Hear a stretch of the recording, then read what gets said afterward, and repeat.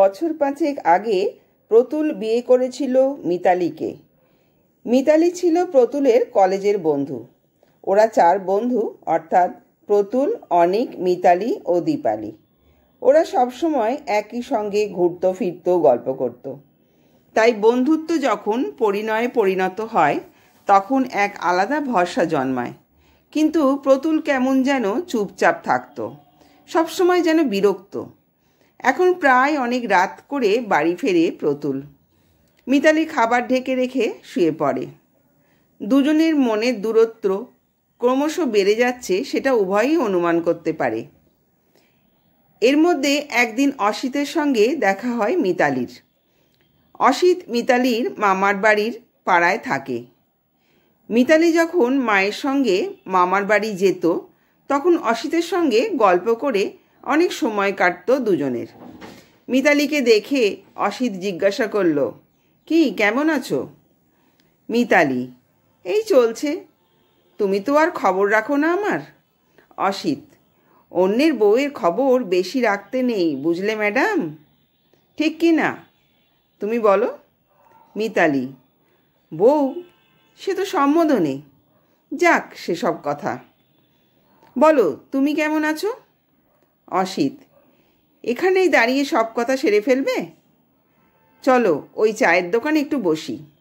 মিতালি, তোমার বিবাহিত জীবন কেমন চলছে? অসিত, হাসালে।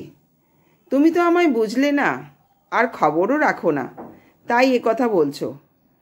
আমি বিয়ে করিনি এখনো। চলো না একদিন কোথাও ঘুরে আসি।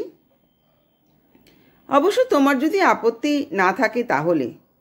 মনটা একটু ভালো লাগে না। তোমাকে দেখে এক অদ্ভুত ধরনের ভালো লাগছে। তোমার অসুবিধা আছে? তাহলে থাক। অন্যের বউকে তো আর জোর করা যায় না। মিতালি, বাহ, হয়েছে তোমার বলা। একসাথে কত কথা বললে, এবার একটু নিঃশ্বাস নাও। বলো কবে যাবে? অসিত, কাল চলো তাহলে। পরের দিন দুজনের দেখা হলো সেই চায়ের দোকানে। মিতালি, কোথায় যাব এখন? অসিত, ভালো হয় কোথাও একটা রুম ভাড়া করে নিই। সারাদিন বসে দারুণ গল্প করা যাবে। কোথায় রাস্তায় ঘুরবো? তুমি আমার পরস্ত্রী, কেউ আমার সঙ্গে তোমাকে দেখলে বিপদে পড়ে যাবে। তুমি কি বলো? আপত্তি আছে? মিতালি, না না, ঠিক আছে, চলো। দুজনই রুমের বারান্দায় বসে গল্প করছে। অসিত, তুমি এত দূরে বসে আছো কেন? আমার পাশে এসে বসতে অসুবিধা আছে? মিতালি কোনো উত্তর না দিয়ে অসিতের পাশে এসে বসল। সেই পাশে আসাটা এতই কাছে হলো যে, অসিত, ঘুমিয়ে পড়েছ? ওঠো, দুপুর গড়িয়ে সন্ধ্যা হয়ে গেছে, বাড়ি ফিরতে হবে। মিতালি বলল। অসিত, হ্যাঁ চলো, তোমার অনেক দেরি হয়ে গেল। এখন অসিত প্রায়শই মিতালিকে ফোন করে, দেখা করে। এইভাবে বেশ চলছিল। একদিন রাতে অফিস থেকে ফিরে প্রতুল শুয়ে পড়ল। মিতালিও কিছু বলল না, ঘুমিয়ে পড়ল। সকালে ঘুম থেকে উঠে মিতালি দেখে প্রতুল ঘরে নেই। টেবিলে একটা চিঠি মিতালির ফোনটা দিয়ে চাপা দেওয়া। মিতালি ফোনটা টেবিলে দেখে ভয় পেয়ে গেল। তাহলে প্রতুল আমার ফোন চেক করে নিশ্চয়ই অসিতের সমস্ত মেসেজ পড়েছে। ভয় পেয়ে মিতালির সারা শরীর ঘেমে গেল। টেনশনে সমস্ত শরীর কাঁপতে লাগলো। মিতালি চিঠিটা হাতে নিয়ে খুলল।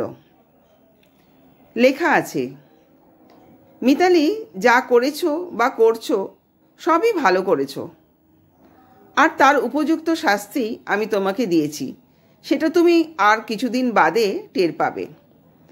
কলেজে তোমার সাথে আমার বন্ধুত্ব ছিল ঠিকই, কিন্তু তুমি জানতে আমি দীপালিকে ভালোবাসতাম। তুমি তোমার মনস্কামনা পূর্ণ করার জন্য অনিককে দীপালির বাড়ি নিয়ে গিয়েছিলে। সেদিন অনিক দীপালির সঙ্গে যা করেছে সেটা দীপালি মেনে নিতে পারেনি, তাই দীপালি আত্মহত্যা করেছিল। আর সেই দিন আমার ভালোবাসার মৃত্যু হয়েছিল। আমি শুধু তোমাকে বিয়ে করেছিলাম প্রতিশোধ নেব বলে। দীপালি চলে যাওয়ার পর আমার কিছু বদ অভ্যেসের জন্য শরীরে এইডসের বাসা বাঁধে। আজ যে রোগে তুমিও আক্রান্ত। আশা করি তোমার পরবর্তী ভালোবাসা অসিত ইতিমধ্যে এইডসে আক্রান্ত হয়েছে।